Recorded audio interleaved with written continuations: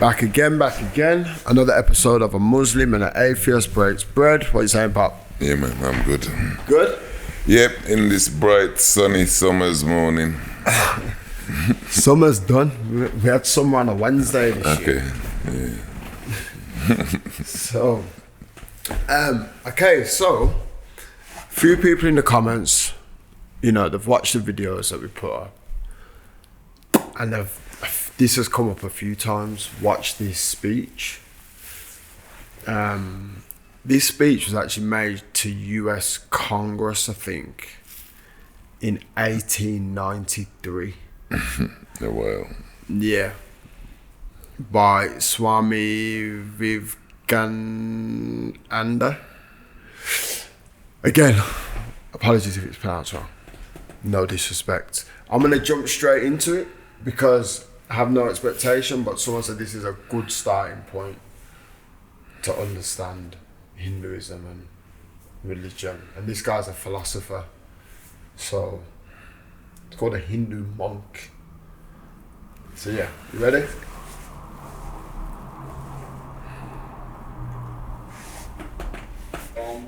Who, referring to the delegates from the Orient, have told sisters and brothers of America,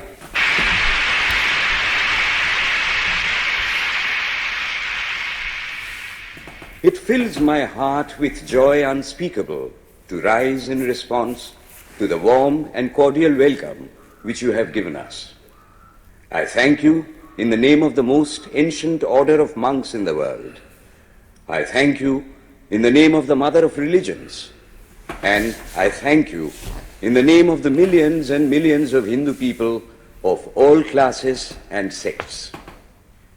My thanks also to some of the speakers on this platform who, referring to the delegates from the Orient, have told you that these men from far-off nations may well claim the honor of bearing to different lands the idea of toleration. I am proud to belong to a religion which has taught the world both tolerance and universal acceptance. We believe not only in universal toleration, but we accept all religions as true. I am proud to belong to a nation which has sheltered the persecuted and the refugees of all religions and all nations of the earth. I am proud to tell you that we have gathered in our bosom the purest remnant of the Israelites who came to southern India and took refuge with us in the very year in which their holy temple was shattered to pieces by Roman tyranny. I am proud to belong to the religion which has sheltered and is still fostering the remnant of the grand Zoroastrian nation. I will quote to you, brethren, a few lines from a hymn which I remember to have repeated from my earliest boyhood, which is every day repeated by millions of human beings. As the different streams, having their sources in different places, all mingle their water in the sea, so, O Lord, the different paths which men take through different tendencies, various though they appear, crooked or straight, all lead to Thee. The present convention, which is one of the most august assemblies ever held, is in itself a vindication, a declaration to the world of the wonderful doctrine preached in the Gita. Whosoever comes to me, through whatsoever form, I reach him. All men are struggling through paths which in the end lead to me. Sectarianism, bigotry, and its horrible descendant, fanaticism, have long possessed this beautiful earth. They have filled the earth with violence, drenched it often and often with human blood, destroyed civilization, and sent whole nations to despair. Had it not been for these horrible demons, human society would be far more advanced than it is now. But their time is come, and I fervently hope that the bell that tolled this morning in honor of this convention may be the death knell of all fanaticism, of all persecutions with the sword or with the pen, and of all uncharitable feelings between persons wending their way to the same goal.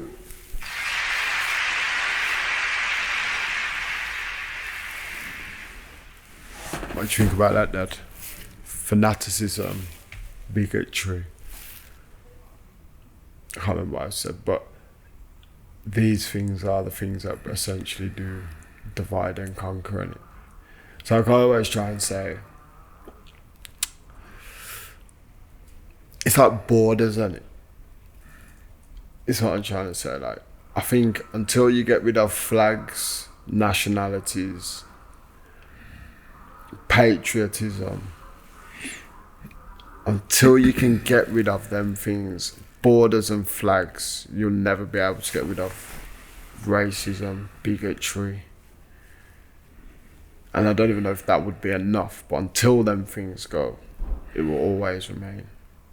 Because essentially you're just putting yourself in a box dependent on essentially just luck. It's chance, on it. It's chance. It's chance where your parents meet, so it's chance it's chance that I was born in England, and chance you was born in England.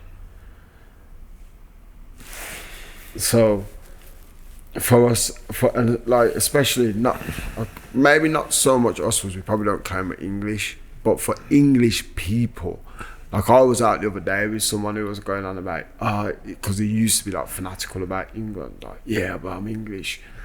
I was just saying to him like, yeah, but it's just chance you was born here, like you're not, like it's not special, you're not English, like your ancestors come from somewhere. It's not like what makes you English. You see what I'm saying? What do you think? It's just patriotism, in it, as they call it. Yeah, the world is the world. Realistically, nobody don't own nothing. Everyone's just grabbing up something that they don't own, they can't hold on to. Bigotry and these things, like I said, are the tools of conquest and management. By creating division, difference, they can manage.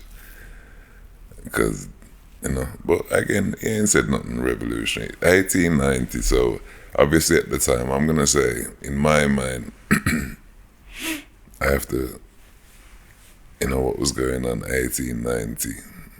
So really we'd need to set the context for what was going on in the world at that time. Obviously this is pre-World War One. So there was a lot of colonial conquest still taking place. This guy is a well-spoken Indian, which sounds like he's been educated abroad. I'm not sure if this has been Translated. dubbed over. I'm not sure, I'll have to look into that. Well, I'm going to imagine he was speaking in Chicago, so he probably Couldn't speak English. You get me? Because why would they have a foreign speaker in Chicago? True. I know it does say original voice, so yeah. So it still might be AI though. But that's by the by. But if we're setting the context of what 1893 was, we're looking at, the turn of, this is probably just before the Industrial Revolution, really.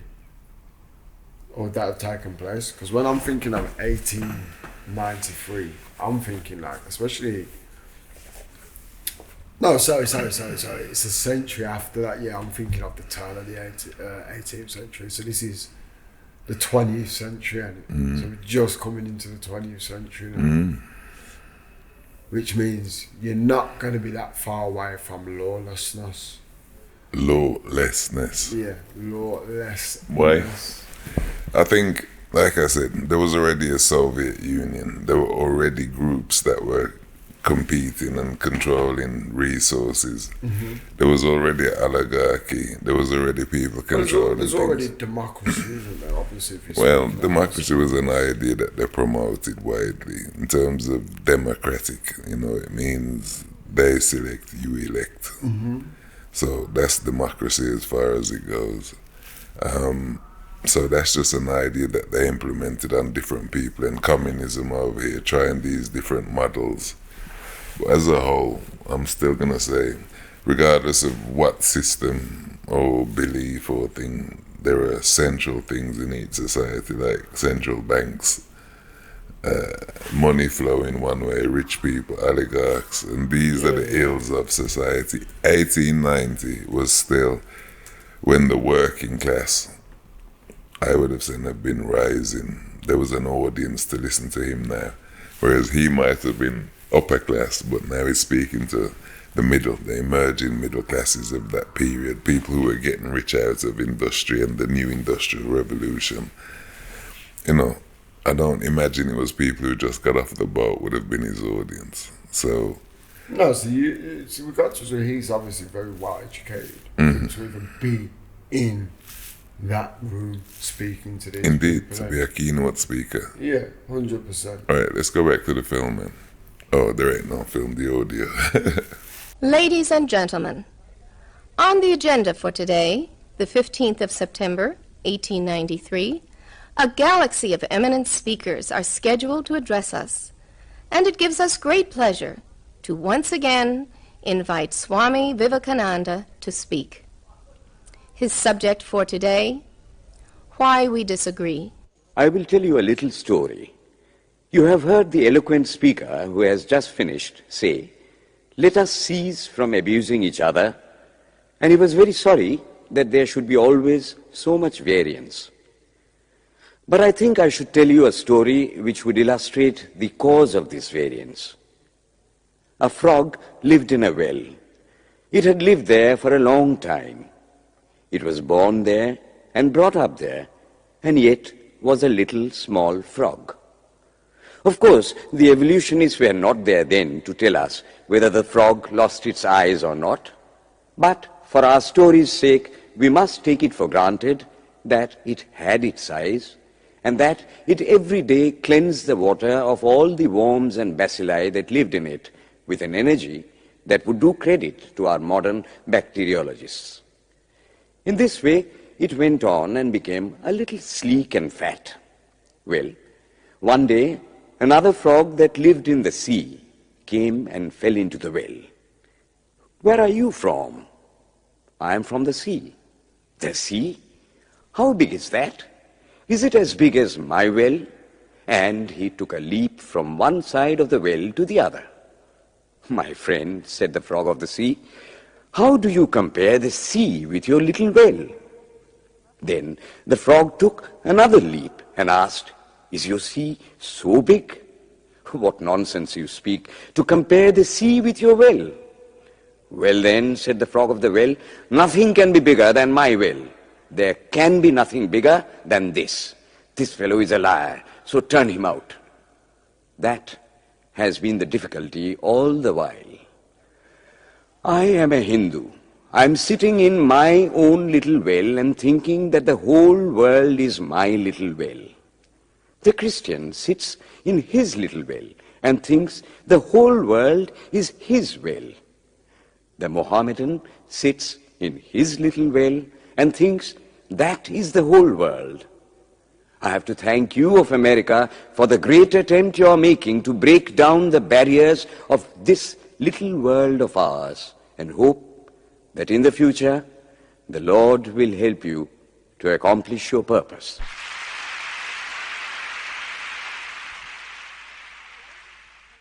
Delegates and friends, today, the 19th of September, 1893, is the 9th day of the World's Parliament of Religions. We have had the privilege of listening to many distinguished speakers from the world over address us on a variety of subjects. The time is at hand to now listen to the great monk from India, Swami Vivekananda, read his paper on Hinduism. Ladies and gentlemen, Swami Vivekananda. From the high spiritual flights of the Vedanta philosophy, of which the latest discoveries of science seem like echoes, to the low ideas of idolatry with its multifarious mythology, the agnosticism of the Buddhists and the atheism of the Jains, each and all have a place in the Hindu's religion. Where then, the question arises, where is the common center to which all these widely diverging radii converge? Where is the common basis upon which all these seemingly hopeless contradictions rest? And this is the question I shall attempt to answer. The Hindus have received their religion through revelation, the Vedas. They hold that the Vedas are without beginning and without end. It may sound ludicrous to this audience how a book can be without beginning or end. But by the Vedas, no books are meant. They mean the accumulated treasury of spiritual laws discovered by different persons in different times. Just as the law of gravitation existed before its discovery and would exist if all humanity forgot it, so is it with the laws that govern the spiritual world. The moral, ethical, and spiritual relations between soul and between individual spirits and the Father of all spirits were there before their discovery and would remain even if we forgot them. The discoverers of these laws are called rishis, and we honor them as perfected beings. I'm glad to tell this audience that some of the very greatest of them were women. Here it may be said that these laws, as laws, may be without end, but they must have had a beginning. The Vedas teach us that creation is without beginning or end. Science is said to have proved that the sum total of cosmic energy is always the same. Then, if there was a time when nothing existed, where was all this manifested energy? Some say it was in a potential form in God. In that case, God is sometimes potential and sometimes kinetic, which would make him mutable. Everything mutable is a compound, and everything compound must undergo that change which is called destruction. So, God would die, which is absurd. Therefore, there never was a time when there was no creation. If I may be allowed to use a simile, creation and creator are two lines without beginning and without end, running parallel to each other. God is the ever-active providence by whose power systems after systems are being evolved out of chaos, made to run for a time and again destroyed. This is what the Brahmin boy repeats every day.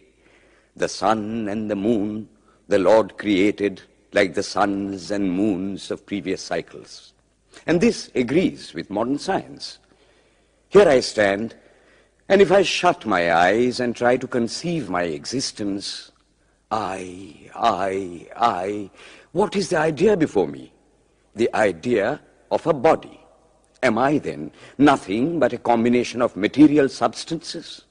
The Vedas declare, no. I am a spirit living in a body. I am not the body. The body will die, but I shall not die. Here am I in this body. It will fall, but I shall go on living. I had also a past. The soul was not created, for creation means a combination, which means a certain future dissolution. If then the soul was created, it must die. Some are born happy, enjoy perfect health with beautiful body, mental vigor, and all wants supplied. Others are born miserable. Some are without hands or feet. Others again are idiots and only drag on a wretched existence. Why, if they are all created, why does a just and merciful God create one happy and another unhappy? Why is he so partial? Nor would it mend matters in the least to hold that those who are miserable in this life will be happy in a future one. Why should a man be miserable even here in the reign of a just and merciful God? In the second place, the idea of a creator God does not explain the anomaly, but simply expresses the cruel fiat of an all-powerful being. There must have been causes then, before his birth, to make a man miserable or happy, and those were his past actions. Are not all the tendencies of the mind and the body accounted for by inherited aptitude? Here are two parallel lines of existence, one of the mind the other of matter. If matter and its transformations answer for all that we have, there is no necessity for supposing the existence of a soul. But it cannot be proved that thought has been evolved out of matter. And if a philosophical monism is inevitable, spiritual monism is certainly logical and no less desirable than a materialistic monism. But neither of these is necessary here. We cannot deny that bodies acquire certain tendencies from heredity, but those tendencies only mean the physical configuration through which a peculiar mind alone can act in a peculiar way. There are other tendencies peculiar to a soul caused by his past actions, and a soul with a certain tendency would, by the laws of affinity, take birth in a body which is the fittest instrument for the display of that tendency.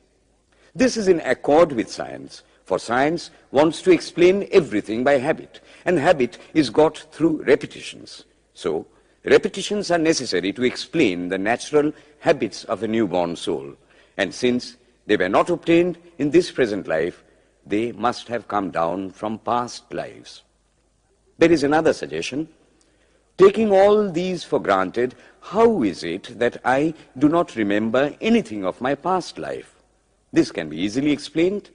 I am now speaking in English. It is not my mother tongue. In fact, no words of my mother tongue are now present in my consciousness. But let me try to bring them up. And they rush in. That shows that consciousness is only the surface of the mental ocean, and within its depths are stored up all our experiences. Try and struggle. They would come up. I heard like a good analogy for life after death the other day. So it's like, there's no proof that there's nothing after death. It's like, there's also no proof there's nothing before life. But that doesn't mean that it doesn't exist. So no one talks about what happens before you're born, right? So obviously when you die, you have to go somewhere else. There's something else after you die, but what's there before you're born? Well, he's saying the soul exists. Everything is that mass, and then the soul gets a period in a body and it reincarnates over and over. So all souls are just existing and going into bodies until they achieve a particular level of enlightenment. Yeah. Then they become part of the whole again. Yeah, that's like Dharma. That's the whole argument. They're just saying it with lots of words.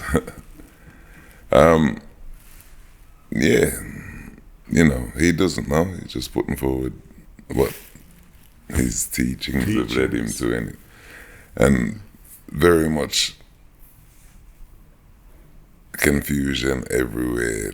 Religions are all the same. It's all the same thing. So it's still saying it's the same thing, but people are just doing it differently. So that would fit with them stories about a cataclysm and people forgetting how to do things, and we're remembering things. We're not learning anything. We're actually remembering things as a people and moving forward. And then the soul being reincarnated. Imagine if that was true and somebody could come back with all their memories intact. Mm-hmm. Phenomenal, right? They would be incredibly rich and powerful. But no one knows. This is the journey in it. You come into this world, you don't know how far away. Do we need to know? Do we need to know? Do we need to know? I think man wants to know. It's not that we as individuals need to know. But yeah, it's one of the age-old questions, isn't it? What happens next? Mm-hmm. I think every person, when they get to a certain age, has to consider what happens next. Do you think? Because I don't ever think. You're young. Ish. There's one ish on the end of that.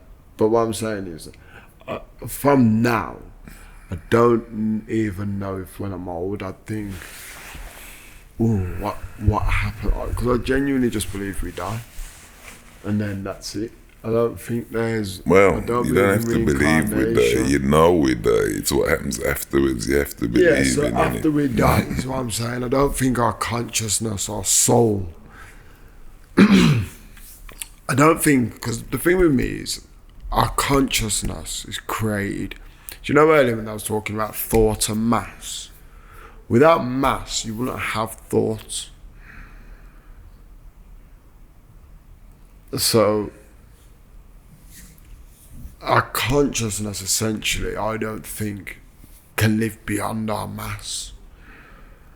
Because there's that many things like neurotransmitters, whether it's your synapses, receptors, your empathetic pathway. You know, there's a lot of things that... The receptors for things that going on in and around your environment. Yes. Yeah, you're right. But what I'm saying to you is your mass, essentially your mass is what creates your thought process. Is what I'm saying. So without your brain, which is mass, matter, you cannot think. Yeah. So therefore your mass creates your thought process. Without it, it's why when you see a man and he can get part of his brain chopped out and then he can't do maths, or he can't laugh, he can't paint, he can't talk. Do you know what I mean? You can't think. The brain doesn't operate like that. Well, So again, I don't know if we can't think, whereas you think differently in it. So, for example, a friend recently car crashed, lost his ability to speech. Now, his actions were his normal actions, so his habit for having his phones and being available, all these things were present, but when he tried to speak, he couldn't communicate properly. Okay. So, to me, the actions part are there anyway. Again, I would try and mental health people who have mental health and tend to spend time in the road don't walk in the traffic, they walk in the gaps. So consciousness is there even though they don't have control of their consciousness. In terms of certain risks, they're managing it. But Yeah, other things, but again, what I'm saying to you is, so yeah, without their mass, consciousness don't exist. But their yeah, exactly. So their mass still controls that. So essentially, if you've got a mental health diagnosis, right? Maybe it's due to various different things, but essentially you're going to have a chemical imbalance. And that chemical is matter and mass. So whichever way you're thinking and how you're thinking, whether it's your consciousness or what, and it depends if you think your soul and your consciousness are the same thing. But what I'm saying is, without the mass, nothing can exist. I agree. Thought process. So well, there is why, no you, so there is no anything. So this is what I'm saying. Even our personalities, our traits. So what I'm saying is, when people think of life after death, for me, they think of it in terms of like, they're gonna be them. That's what they're thinking about, this life, but after without the death. body. Yeah. Well, I don't like, think they get we're as gonna far go. of thinking without the body. They actually think with the body as well. No, I don't think they do. I think they think like, your soul carries your mind, which is why I say people believe that their consciousness can continue without mass. But I'm saying like, well, how can that be? Even like people who say like, oh, when you go to heaven, you're going to see the people you lost. How are you going to see the people you lost? How are you, because that's you, and it like you need your mass to be you. So how are you with no body going to, if you have to believe that your consciousness exists beyond this, which is where it falls down for me, because I think, how does your consciousness exist? If we're talking about energy existing, yeah, energy exists, like he says from the start, the amount of energy in this world will always be the same. It doesn't go up or it doesn't go down. It transforms and gets turned, it transforms into other forms of energy.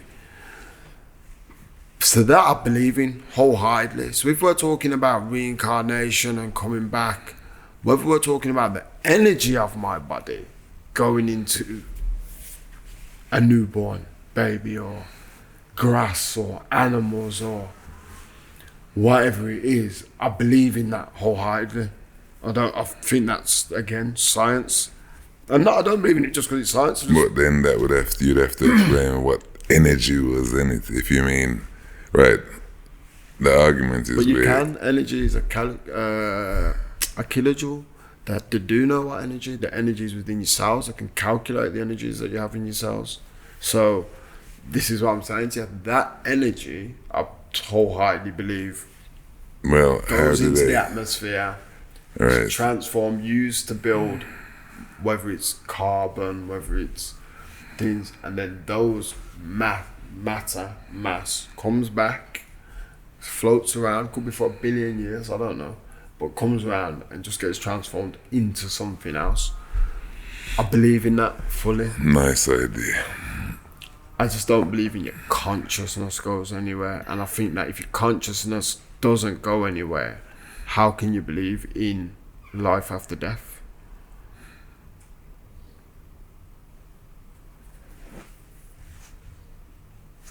Well, I guess, again, I'm gonna say believe being the operative word. No one knows anything.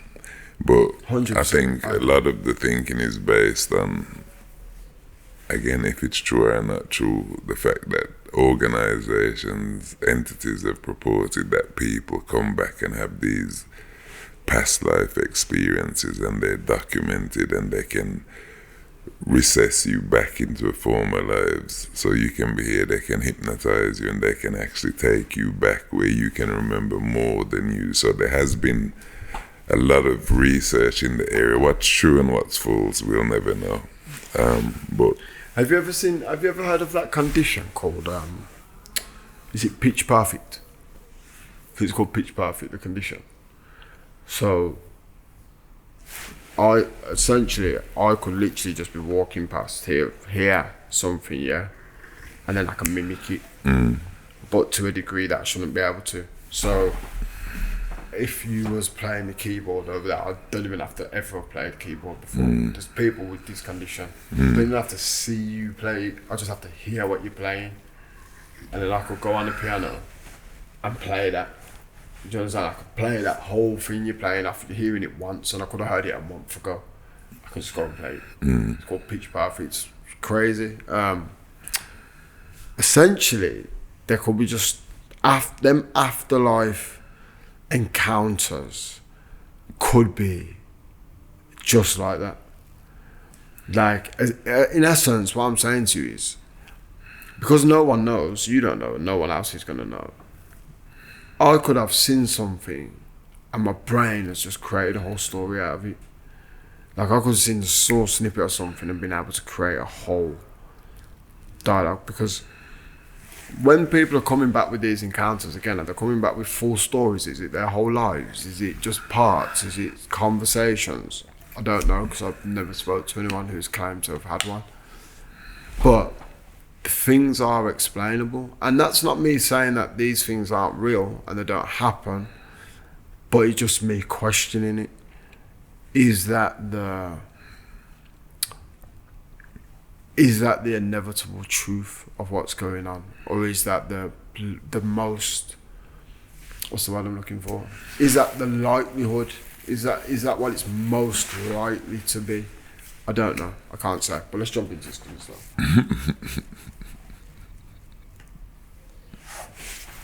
And you would be conscious even of your past life. This is direct and demonstrative evidence. Verification is the perfect proof of a theory, and here is the challenge thrown to the world by the rishis. We have discovered the secret by which the very depths of the ocean of memory can be stirred up. Try it, and you would get a complete reminiscence of your past life. So then, the Hindu believes that he is a spirit. Him the sword cannot pierce, him the fire cannot burn, him the water cannot melt, him the air cannot dry. Is nowhere, but his center is located in the body, and that death means the change of the center from body to body. nor is the soul bound by the conditions of matter. In its very essence, it is free, unbounded, holy, pure, and perfect. But somehow or other, it finds itself tied down to matter and thinks of itself as matter. Why should the free, perfect, and pure being be thus under the thraldom of matter, is the next question. How can the perfect soul be deluded into the belief that it is imperfect? We have been told that the Hindus shirk the question and say that no such question can be there. Some thinkers want to answer it by positing one or more quasi-perfect beings and use big scientific names to fill up the gap. But naming is not explaining. The question remains the same. How can the perfect become the quasi-perfect? How can the pure, the absolute, change even a microscopic particle of its nature? But the Hindu is sincere. He does not want to take shelter under sophistry. He is brave enough to face the question in a manly fashion, and his answer is, I do not know. I do not know how the perfect being, the soul, came to think of itself as imperfect, as joined to and conditioned by matter. But the fact is a fact for all that. It is a fact in everybody's consciousness that one thinks of oneself as the body. The Hindu does not attempt to explain why one thinks one is the body. The answer, that it is the will of God, is no explanation. This is nothing more than what the Hindu says, I do not know. Well then, the human soul is eternal and immortal, perfect and infinite, and death means only a change of center from one body to another. The present is determined by our past actions, and the future by the present. The soul will go on evolving up or reverting back from birth to birth and death to death. But here is another question.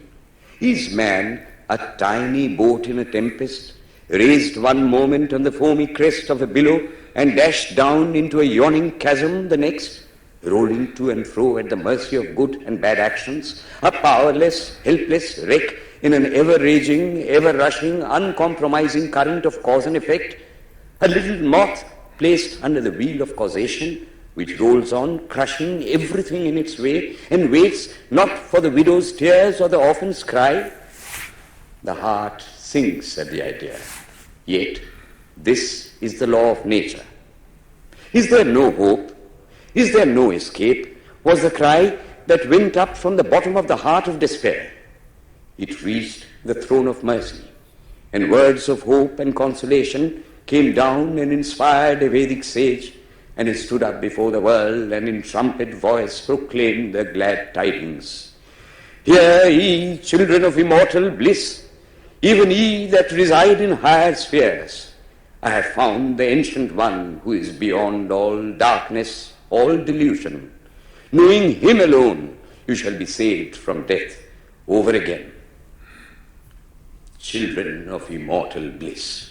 What a sweet, what a hopeful name. Allow me to call you, brethren, by that sweet name, heirs of immortal bliss. Yea, the Hindu refuses to call you sinners. We are the children of God, the sharers of immortal bliss, holy and perfect beings. Ye divinities on earth, sinners, it is a sin to call a man so. It is standing libel on human nature. Come up, O lions, and shake off the delusion that you are sheep. You are souls immortal, spirits free, blessed and eternal. Ye are not matter, ye are not bodies. Matter is your servant, not you the servant of matter. Thus it is that the Vedas proclaim not a dreadful combination of unforgiving laws, not an endless prison of cause and effect, but that at the head of all these laws, in and through every particle of matter and force, stands one, by whose command the wind blows, the fire burns, the clouds rain, and death stalks upon the earth. And what is his nature? He is everywhere, the pure and formless one, the Almighty and the All-Merciful. Thou art our Father, thou art our Mother, thou art our beloved friend, thou art the source of all strength. Give us strength. Thou art he that beareth the burdens of the universe, help me bear the little burden of this life. Thus sang the rishis of the Vedas. And how to worship him? Through love. He is to be worshipped as the one beloved, dearer than everything in this and the next life. This is the doctrine of love declared in the Vedas, and let us see how it is fully developed and taught by Krishna, whom the Hindus believe to have been God incarnate on earth. He taught that a man ought to live in this world like a lotus leaf, which grows in water but is never moistened by water. So a man ought to live in the world, his heart to God and his hands to work. It is good to love God for hope of reward in this or the next world, but it is better to love God for love's sake. And the prayer goes, Lord, I do not want wealth, nor children, nor learning. If it be thy will, I shall go from birth to birth, but grant me this, that I may love thee without the hope of reward. Love unselfishly for love's sake. One of the disciples of Krishna, the then Emperor of India, was driven from his kingdom by his enemies and had to take shelter with his queen in a forest in the Himalayas. And there, one day, the queen asked him how it was that he, the most virtuous of men, should suffer so much misery. Yudhishthira answered, Behold, my queen, the Himalayas. How grand and beautiful they are. I love them. They do not give me anything, but my nature is to love the grand, the beautiful. Therefore, I love them. Similarly, I love the Lord. He is the source of all beauty, of all sublimity. He is the only object to be loved. My nature is to love him, and therefore I love. I do not pray for anything. I do not ask for anything. Let him place me wherever he likes. I must love him for love's sake. I cannot trade in love. The Vedas teach that the soul is divine, only held in the bondage of matter. Perfection will be reached when this bond will burst, and the word they use for it is, therefore, mukti, freedom. Freedom from the bonds of imperfection, freedom from death and misery. And this bondage can only fall off through the mercy of God, and this mercy comes on the pure. So, purity is the condition of his mercy. How does that mercy act? He reveals himself to the pure heart. The pure and the stainless see God. Yea, even in this life. Then and then only all the crookedness of the heart is made straight. Then all doubt ceases. He is no more the freak of a terrible law of causation. This is the very center, the very vital conception of Hinduism. The Hindu does not want to live upon words and theories. If there are existences beyond the ordinary sensuous existence, he wants to come face to face with them. If there is a soul in him which is not matter, if there is an all-merciful universal soul, he will go to him direct. He must see him, and that alone can destroy all doubts. So, the best proof a Hindu sage gives about the soul, about God, is, I have seen the soul, I have seen God. And that is the only condition of perfection. The Hindu religion does not consist in struggles and attempts to believe a certain doctrine or dogma, but in realizing, not in believing, but in being and becoming. Thus, the whole object of their system is by constant struggle to become perfect, to become divine, to reach God and see God.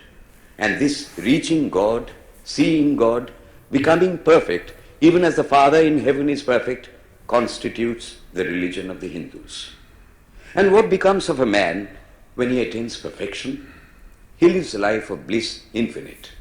He enjoys infinite and perfect bliss, having obtained the only thing in which man ought to have pleasure, namely God, and enjoys the bliss with God. So far, all the Hindus are agreed. This is the common religion of all the sects of India. But then, perfection is absolute, and the absolute cannot be two or three. It cannot have any qualities. It cannot be an individual. And so, when a soul becomes perfect and absolute, it must become one with Brahma, and it would only realize the Lord as the perfection, the reality of its own nature and existence, the existence absolute, knowledge absolute, and bliss absolute. We have often and often read this called the losing of individuality and becoming a stock or a stone. He jests at scars that never felt a wound. I tell you, it is nothing of the kind.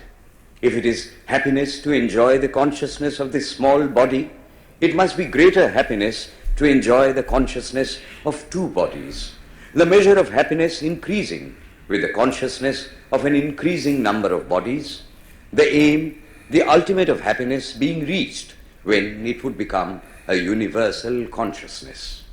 Therefore, to gain this infinite universal individuality, this miserable little prison individuality must go. Then alone can death cease when I am one with life. Then alone can misery cease when I am one with happiness itself. Then alone can all error cease when I am one with knowledge itself. And this is the necessary scientific conclusion. Science has proved to me that physical individuality is a delusion, that really my body is one little continuously changing body in an unbroken ocean of matter, and Advaita or unity is the necessary conclusion with my other counterpart, soul. Science is nothing but the finding of unity. As soon as science would reach perfect unity, it would stop from further progress because it would reach the goal. Thus, chemistry could not progress farther when it would discover one element out of which all others could be made. Physics would stop when it would be able to fulfill its services in discovering one energy of which all the others are but manifestations.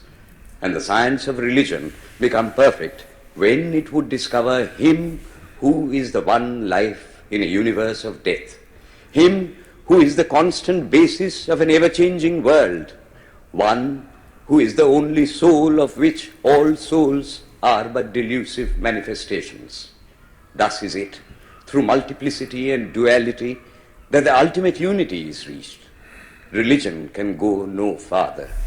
This is the goal of all science.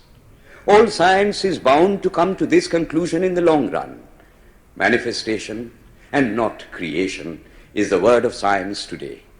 And the Hindu is only glad that what he has been cherishing in his bosom for ages is going to be taught in more forcible language and with further light from the latest conclusions of science. Descend we now from the aspirations of philosophy to the religion of the ignorant. At the very outset, I may tell you that there is no polytheism in India. In every temple, if one stands by and listens, one will find the worshippers applying all the attributes of God, including omnipresence, to the images. It is not polytheism, nor would the name henotheism explain the situation. The rose, called by any other name, would smell as sweet. Names are not explanations. The tree is known by its fruits.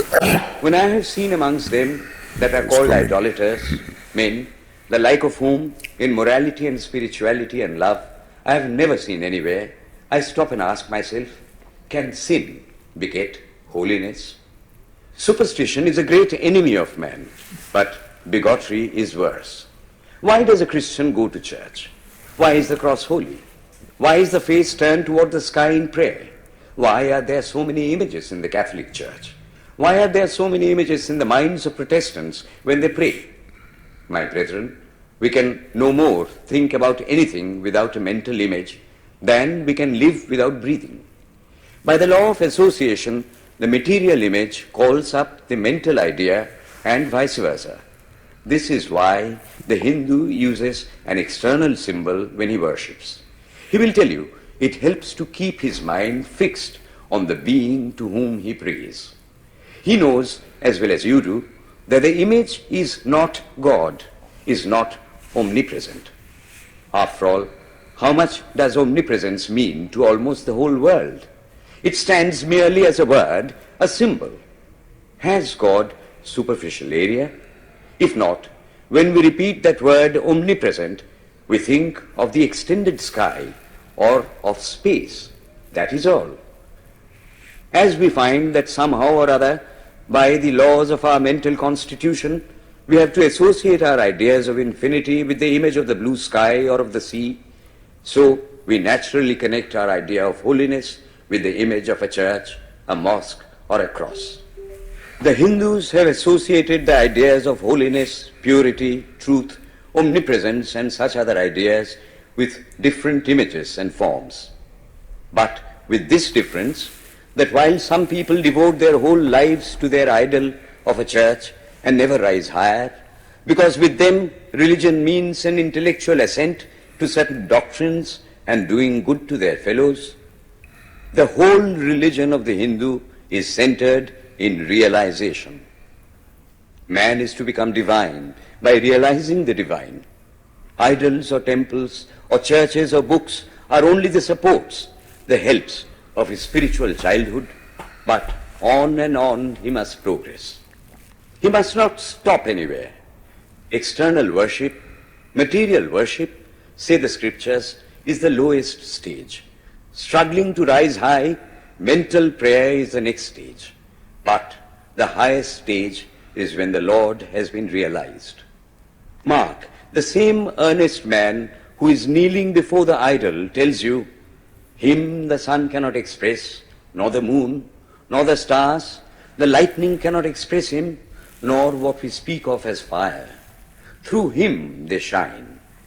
But he does not abuse anyone's idol or call its worship sin. He recognizes in it a necessary stage of life. The child is father of the man. Would it be right for an old man to say that childhood is a sin or youth is a sin? If a man can realize his divine nature with the help of an image, would it be right to call that a sin? Nor, even when he has passed that stage, should he call it an error. To the Hindu, man is not traveling from error to truth, but from truth to truth, from lower to higher truth. To him, all the religions, from the lowest fetishism to the highest.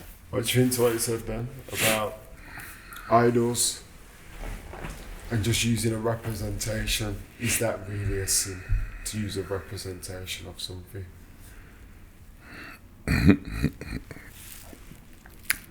As per scripture, yeah. You're not supposed to bow down, to have no graven images. So the fact that you've got them, but that's as per scripture in one book. So they're obviously reading from a different book. And their whole civilization is carved all over. So understanding where it's coming from is more important. What he's saying is it's all the same thought, misinterpreted.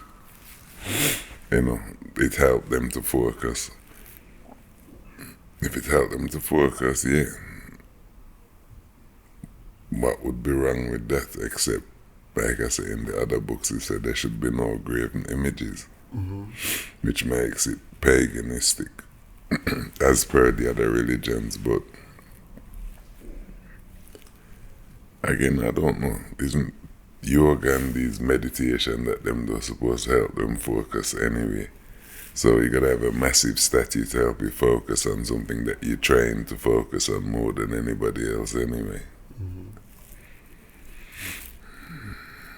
I was just thinking, I mean, I think there's a difference in, like, you know, idol worshipping and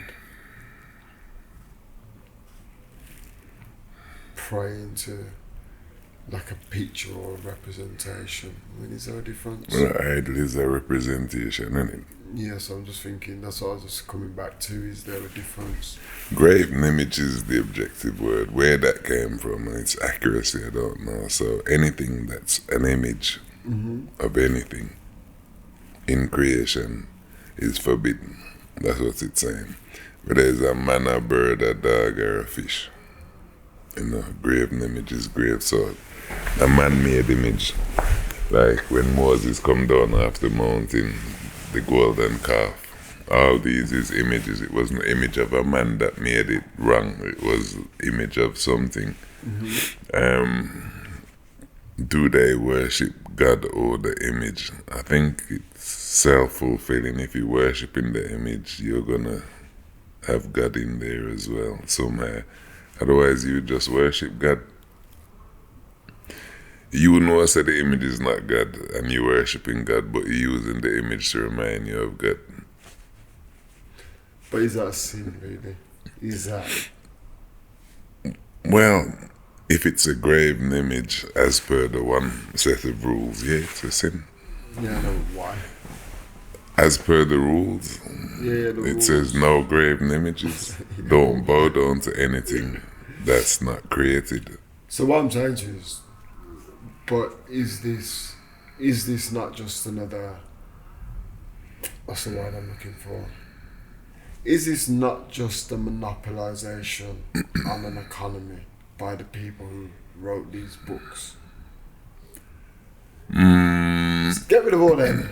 We're gonna sell you. We're gonna sell you all these crosses. Vedas, right? Vedas came with a whole country of carvings and stuff. Yeah. With things that are still there that people can't understand now. With all sorts of architecture, history, books and everything. So it's not just a book of religious rules. It actually depicts and talks about things that the other books completely leave out because they 100%. didn't have any understanding. So it's dealing with enlightenment in India and enlightenment as a whole, whereas Christianity doesn't talk about enlightenment for anybody except for the Savior. So Jesus is enlightened, but everybody else isn't. Hinduism is talking about everybody can achieve that enlightenment, and it also says even Jesus did come here and get some of this enlightenment. Modern thinking makes us think that people used to live in foul pen and them didn't used to travel around the world and do things like that. But that's just a fallacy. People are always traveling. I think it's just numbers. I think it's like Yeah, now- so it's hype, now and you've just got to put it in numbers of people. context. Yeah. The British PR machine was not promoting any country that it invaded, robbed and plundered as a progressive state. They were there, they were barbarians, and they need us to fix them up and take all their stuff. And that is conquest and colonialism. A part of that, like I said, is religion and all these other things. So it does get confusing. England never have no religion. Them go somewhere else, take one, and beat everybody with it. Basically. So... yeah, the things him saying is quite logical within that kind of theological realm. Absolutism means so many attempts of the human soul to grasp and realize the infinite, each determined by the conditions of its birth and association, and each of these marks a stage of progress. And every soul is a young eagle soaring higher and higher, gathering more and more strength till it reaches the glorious sun. Unity in variety is the plan of nature, and the Hindu has recognized it. Every other religion lays down certain fixed dogmas and tries to force society to adopt them. It places before society only one coat which must fit Jack and John and Henry all alike. If it does not fit John or Henry, he must go without a coat to cover his body. The Hindus have discovered that the absolute can only be realized or thought of or stated through the relative, and the images, crosses and crescents are simply so many symbols, so many pegs to hang spiritual ideas on. It is not that this help is necessary for everyone, but those that do not need it have no right to say that it is wrong, nor is it compulsory in Hinduism. One thing I must tell you, idolatry in India does not mean anything horrible. It is not the mother of harlots. On the other hand, it is the attempt of undeveloped minds to grasp high spiritual truths.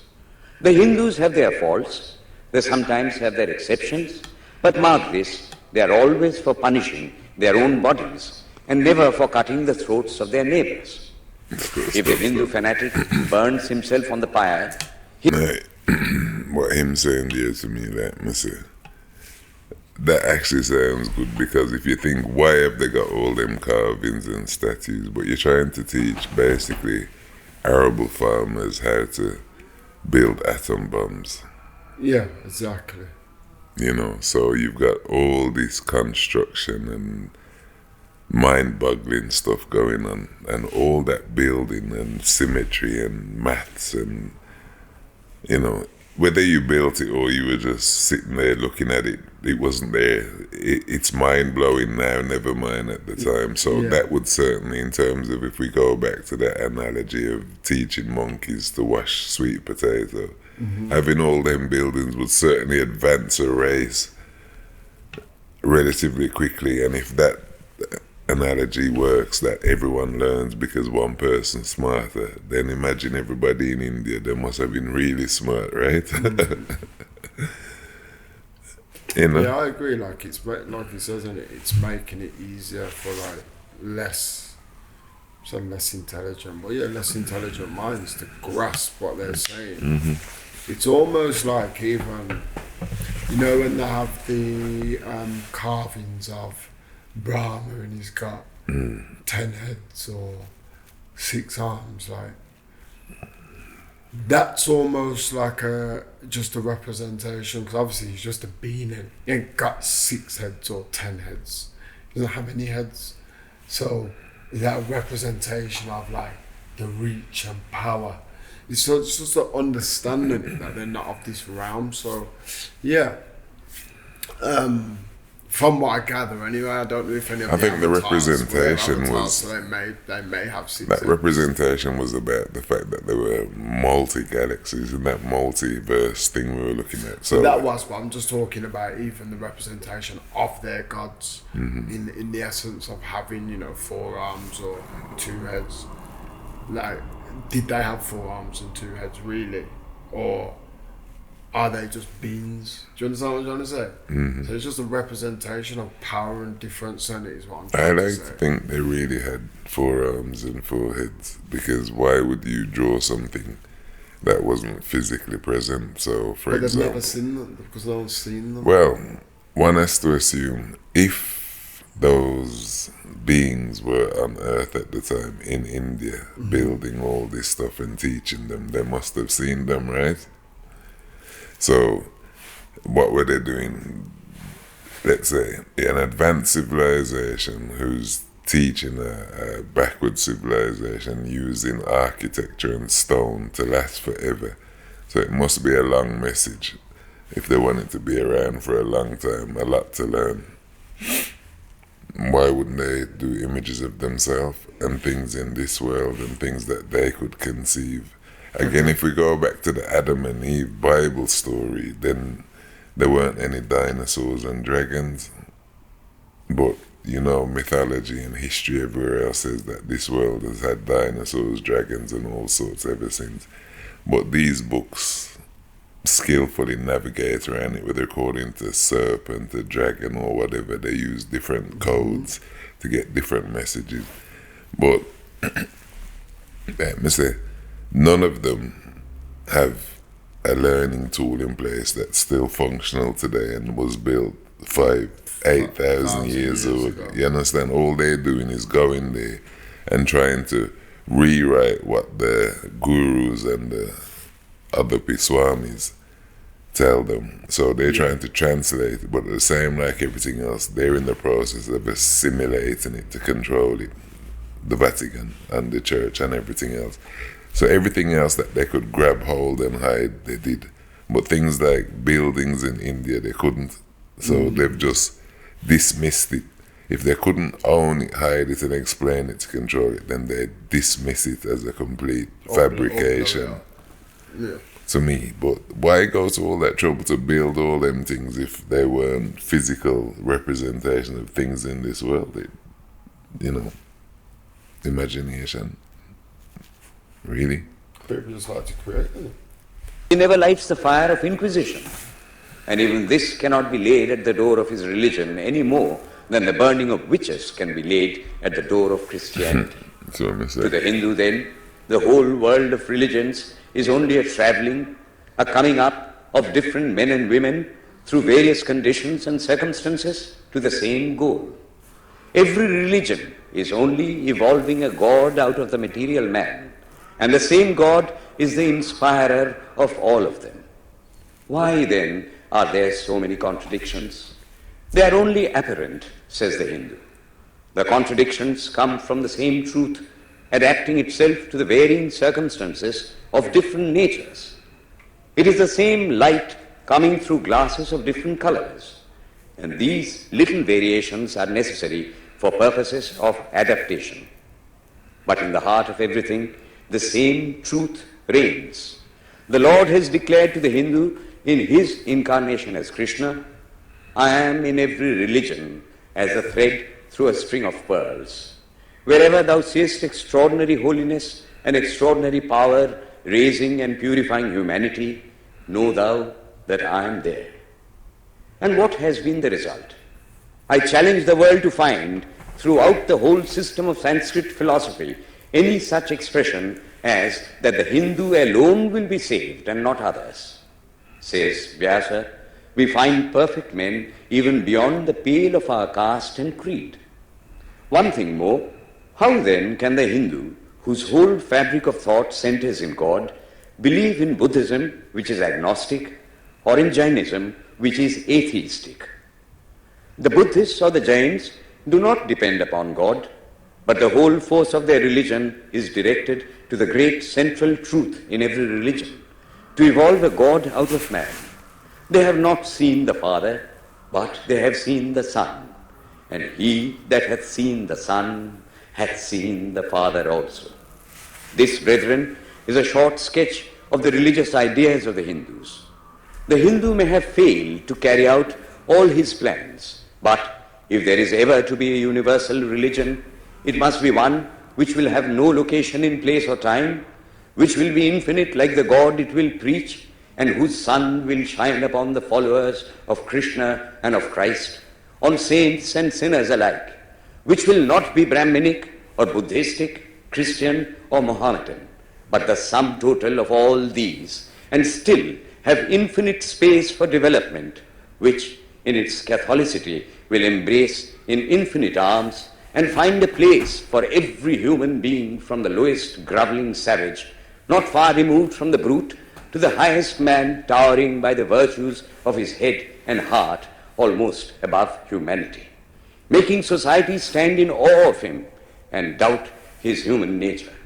It will be a religion which will have no place for persecution or intolerance in its polity, which will recognize divinity in every man and woman, and whose whole scope, whose whole force will be centered in aiding humanity to realize its own true divine nature. May he, who is the Brahma of the Hindus, the Ahura Mazda of the Zoroastrians, the Buddha of the Buddhists, the Jehovah of the Jews, the Father in heaven of the Christians, give strength to you to carry out your noble idea. The star arose in the east. It travelled steadily towards the west, sometimes dimmed and sometimes effulgent, till it made a circuit of the world, and now it is again rising on the very horizon of the east, the borders of the sun pole, 1,000-fold more effulgent than it ever was before.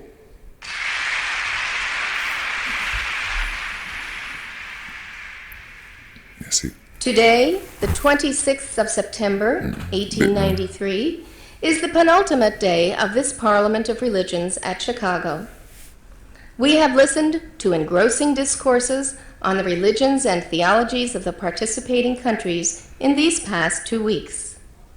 In continuing this series, Swami Vivekananda will now speak on Buddhism, the fulfillment of Hinduism. The religion of the Hindus is divided into two parts, the ceremonial and the spiritual. The spiritual portion is specially studied by the monks. In that, there is no caste. A man from the highest caste and a man from the lowest may become a monk in India, and the two castes become equal. In religion, there is no caste. Caste is simply a social institution. When Buddha was teaching, Sanskrit was no more the spoken language in India. It was then only in the books of the learned. Some of Buddha's Brahmin disciples wanted to translate his teachings into Sanskrit, but he distinctly told them, "I am for the poor, for the people. Let me speak in the tongue of the people." And so, to this day, the great bulk of his teachings are in the vernacular of that day in India. Whatever may be the position of philosophy, whatever may be the position of metaphysics, so long as there is such a thing as death in the world, so long as there is such a thing as weakness in the human heart, so long as there is a cry going out of the heart of man in his very weakness, there shall be a faith in God. Let us then join the wonderful intellect of the Brahmin with the heart, the noble soul, the wonderful humanizing power of the great Master.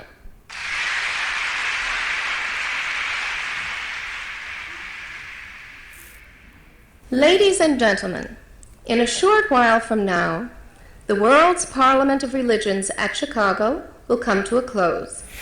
And this day, the 27th of September, 1893, will go down in history as a landmark for more reasons than one.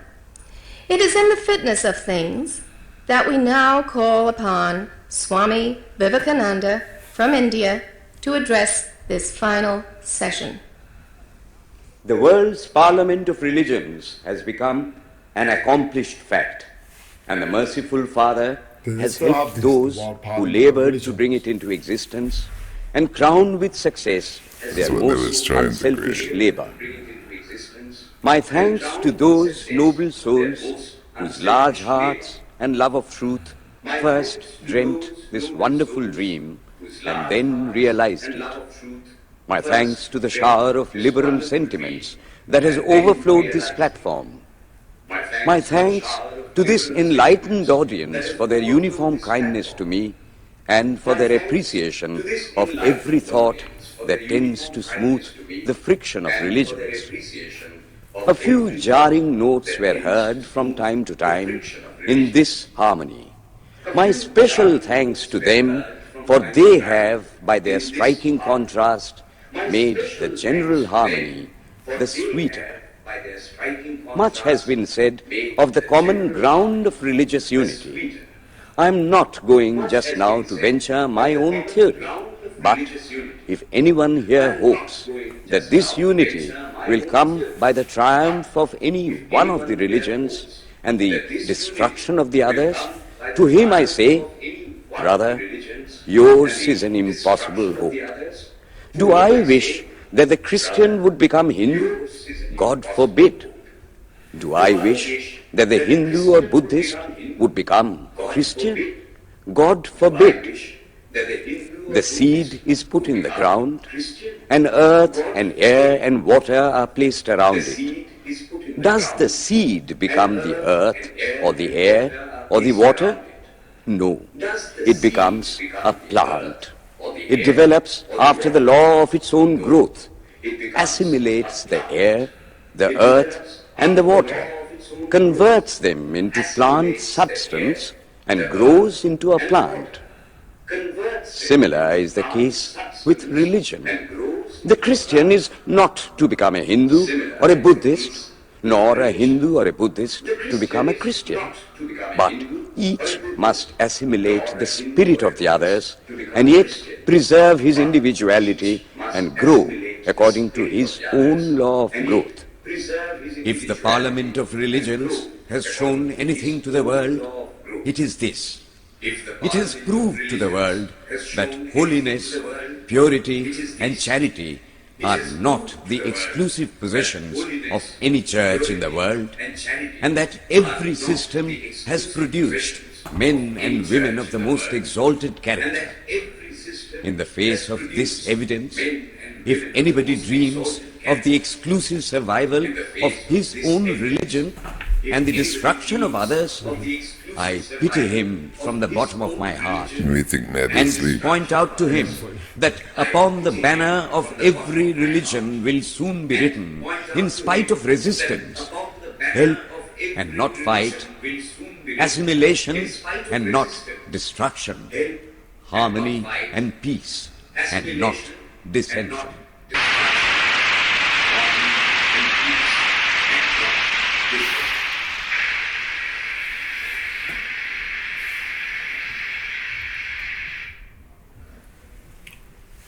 Okay.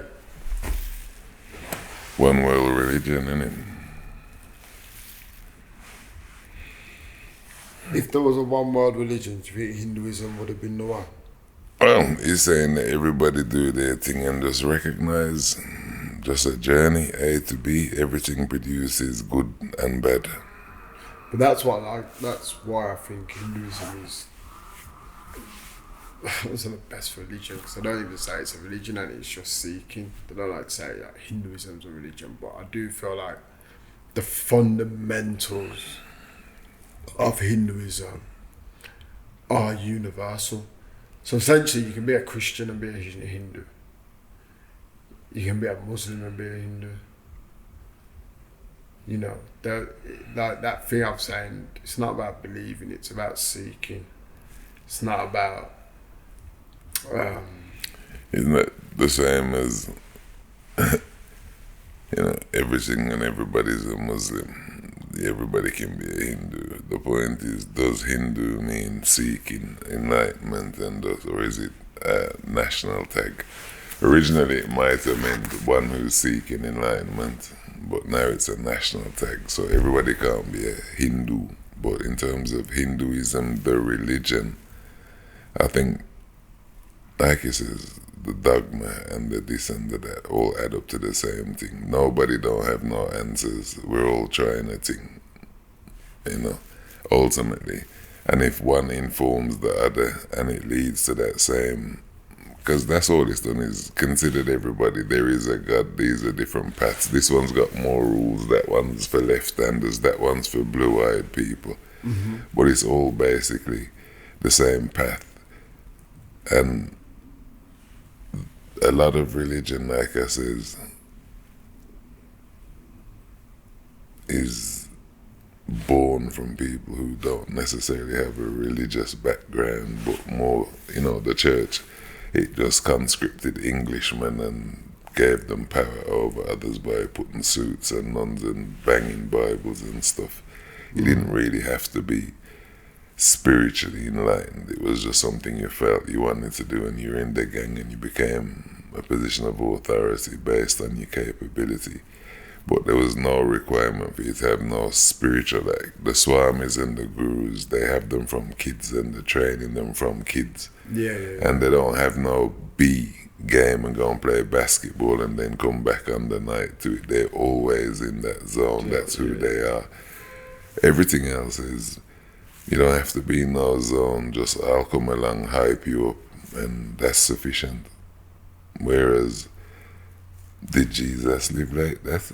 Did Abraham or any of the people that they make reference to as leaders, inspirational people, did any of them not live the religion wholeheartedly? Yeah. They were all chosen by God, and that's all they did, which is more like a Swami than somebody else. So, yeah, they all had books and methods of conveying information forward and sharing information. But their message, again, was closer to the source at the time, and we have to speculate, did dragons exist? As I said, simple things we don't know. Was it hot? Was it arid? Was it wet? Was there water? We have so little information or accurate information based on racism, because the world map and the way the world's image and power and everything done by the victors, and the map is a testimony of the whole lie all the time. Yeah. Anybody looks at a map lied to straight away, and we accept it. It ain't changed since 15 something. So to me, yeah, I believe in God and the strive for goodness in this world, and that if people were good and good to each other, the need for racism, I don't know, the need for big-headedness and showing off wealth and things that you can't take with you, I don't really understand either. So, for people on the journey, I suppose just freeing you of the trappings of this world, really. Ultimately, everybody else is trying to acquire, stockpile and pass on. I think for spiritual people, they just deal with their inners, not the outers. And regardless which gang you're in, ultimately, that's what they're doing. If a man is getting rich after he's took Shahada, somehow I don't think he's dedicating all his time to serving God. Similarly, if a man is in the church and he's coming broke and then things is Mac, I don't know if that's God. So that was a good speech though. But I know it was a series of speeches popped together. Well, the significant thing is the time date. Like I said, the same debate's been going on for a long time. We're new to it, jumping in, and people have been discussing these same topics for hundreds of years. Oh, probably since the start of time. Where do we come from? What's up there? I can imagine that's a conversation from day that. All right, so listen, we're going to jump out now. I think it was a good video anyway. We're definitely looking to Swami it was a good speech. Vivekananda. Well, it was good. It was a good speech. Yeah, it was a good speech. It was a good speech. It would have been interesting to see what some of the other speakers at that conference had to say. I will say that. But sure. Yeah, man, we're looking to this Swami. All right, we out. Peace.